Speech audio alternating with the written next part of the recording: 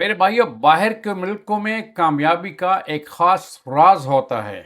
ہم اپنی ایکسپیرئنس کے مطابق آپ کو جو کچھ بتا رہے ہیں، یقین جانیے اگر آپ اس کو بلیو کریں اور آپ اس پروسیس کو فالو کریں تو آپ ضرور کامیاب ہوں گے۔ یہی وجہ ہے کہ باہر کے ملکوں میں کچھ دیسی کامیاب ہوتے ہیں، کچھ تباہ ہو جاتے ہیں۔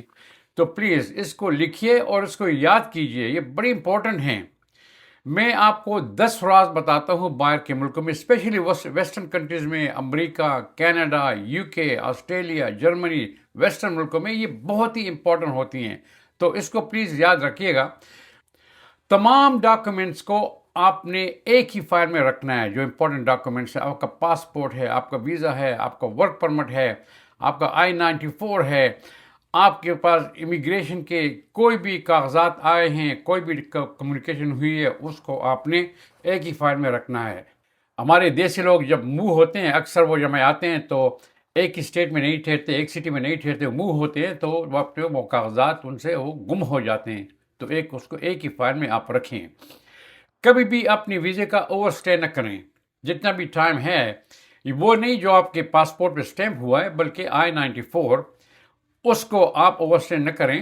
یہ امریکہ کا I-94 ہے، جبکہ یو کے، آسٹریلیا وغیرہ میں اور کینیڈا میں یہ آپ کا اسٹے جو ہے وہ ورک پرمٹ ہوتا ہے، یا وہ BRP ہوتا ہے، اور یا آپ کا جو ہے ویزا جو لیبل ہوتا ہے، اس کو آپ ڈیفینیٹلی جو ٹائم دیا ہے اس کے مطابق آپ چلیں، اس کو اوور اسٹے آپ نہ کریں۔ آپ کا ٹیکس فائل بہت ضروری ہے۔ چاہے آپ نے بہت بھی کم پیسے بنائے ہیں، آپ ٹیکس کو فائل کریں، کیونکہ امیگریشن آفیسر آپ کے کنٹینیوس ٹیکس فائلنگ کو دیکھے گا۔ بہت امپورٹنٹ ہے۔ ڈرائیونگ ریکارڈ کو بالکل کلین رکھیں۔ ریکلیس ڈرائیونگ پہ ارسٹ بھی ہو سکتا ہے۔ ڈسپیوٹ، ڈومیسٹک ڈسپیوٹ، کسی اور کے ساتھ ڈسپیوٹ، DUI، اسپیڈنگ، جتنے بھی ڈرائیونگ وائلیشن ہوتے ہیں وہ کہیں نہ کہیں پہ آپ کو امیگریشن میں پرابلم کریٹ کر سکتے ہیں۔ چونکہ آپ ہر روز ڈرائیونگ کرتے ہیں تو اس کا خیال رکھیے گا، اور اوور اسپیڈنگ نہ کریں، اور جو بھی ٹریفک کے قانون ہیں اس کے مطابق چلیں۔ آپ کے جو ایڈریس ہے، اگر آپ گرین کارڈ ہولڈر ہیں یا آپ گرین کارڈ کے انتظار میں ہیں، اگر سٹیزن ہیں تو کوئی بات نہیں، لیکن اب جب بھی آپ موو ہوتے ہیں تو آپ نے امریکہ میں ودن 10 days اپنا ایڈریس کریکٹ کرنا ہے، USCIS کے ساتھ یا امیگریشن آفیسر کے ساتھ۔ اور جبکہ کینیڈا، UK اور آسٹریلیا میں یہ ایک لا ہے، آپ نے ڈیفینیٹلی اپنے ایڈریس کو بالکل صحیح رکھنا ہے، اور ودن 10 days اس کی اپڈیٹ کرنی ہے۔ اسٹرانگ امپلائمنٹ ریکارڈ رکھنا ہے۔ اگر آپ کو کوئی جاب آفر ہوا ہے اس کا لیٹر ہونا چاہیے، اور بہت امپورٹنٹ ہے کہ آپ کے پاس پے اسٹب ہونے چاہیے۔ ہر جگہ پہ اگر آپ کوئی گاڑی بھی خریدتے ہیں، جہاں بھی جاتے ہیں، وہ آپ کی امپلائمنٹ ویریفیکیشن کے لیے آپ کا پے اسٹب چیک کریں گے کہ آپ کیا کماتے ہیں اور کب سے آپ کام کر رہے ہیں۔ تو پے اسٹب کو ضرور اس کی کاپی بنا کے اس فائل میں آپ رکھیے گا۔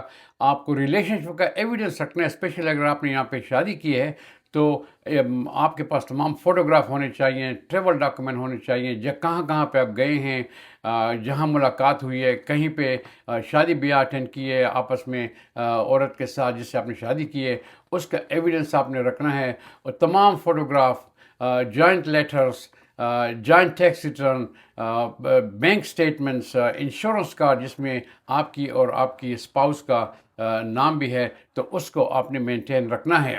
آپ نے اپنی انگلش کو امپروو کرنا ہے۔ جتنی بھی آپ کی انگلش امپروو ہوگی، اتنی ہی آپ کو زیادہ جاب میں بھی آپ کی ڈیولپمنٹ ہو سکتی ہے، اور آپ کو جاب کی ڈھونڈنے میں بھی آسانی ہو سکتی ہے۔ یاد رکھیے، ہمارے دیسی لوگ جب گھر جاتے ہیں تو پھر اور دیسیوں کے ساتھ وہ ہمیشہ اردو میں یا ہندی میں یا کسی اور لینگویج میں وہ بات چیت کرتے ہیں۔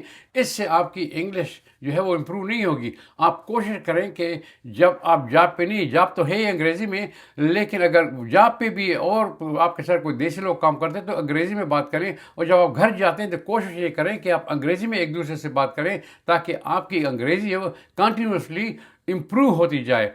آپ کسی بھی نیکسٹ اسٹیپ جو ہے، آپ کسی بھی فیک وکیل یا یوٹیوبر کی جو ویڈیوز ہیں اس پہ آپ اندھا دھند بلیو نہ کریں.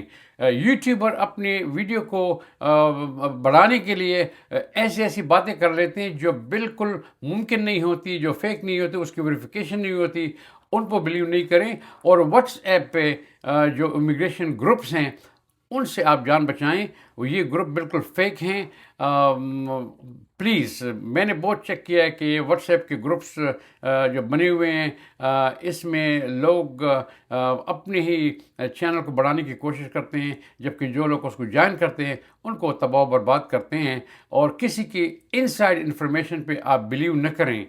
آپ کو یہ بھی نہیں، وہ کہتے ہیں میرے انکل نے یہ کہا تھا، میرے دوست نے یہ کہا تھا، اس پہ بلیو نہیں کریں.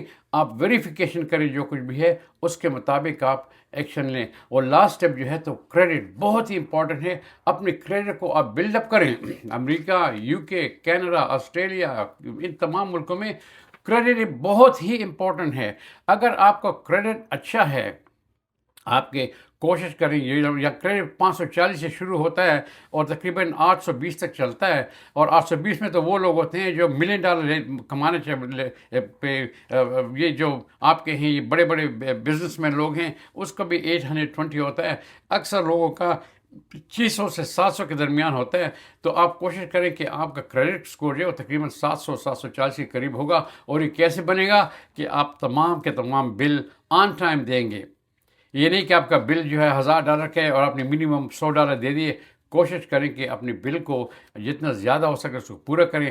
اگر آپ کے کریڈٹ کارڈ کے بیلنس کم ہیں اور یہ تقریباً 20% سے کم ہیں تو آپ کا کریڈٹ بڑھے گا.